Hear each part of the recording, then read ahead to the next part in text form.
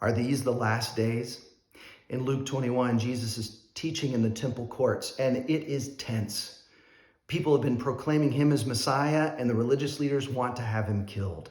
It's in that context that one of the disciples asks him about the beauty of the temple, and Jesus makes an ominous prediction. This temple will be destroyed. Now, prophecies can be difficult for us to read and interpret because sometimes the prophet, in this case Jesus, is talking about the immediate future. And sometimes they're talking about the end of all things. And sometimes they're talking about both in the same paragraph. In this case, Jesus seems to be talking about what's going to happen within their lifetimes, within the next generation. And his prophecy comes true. As many as these disciples were persecuted, as we read in the book of Acts, many had to flee the city as the city of Jerusalem and the temple were destroyed in the year AD 70.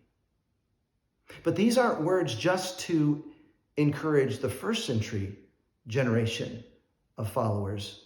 It can encourage us too, that Jesus promises when we are persecuted, he will be with us. He will give us the words to say, that we can share our story. But what about that part about the Son of Man coming in the clouds? I think we see that is fulfilled as well at the ascension of Jesus.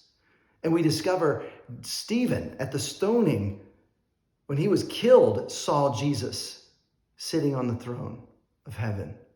And Paul references this.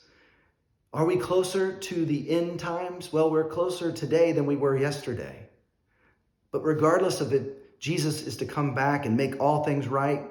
Tomorrow or in another 1,000 years, we need to live every day, bringing more of heaven to earth, knowing he is with us no matter how hard it gets.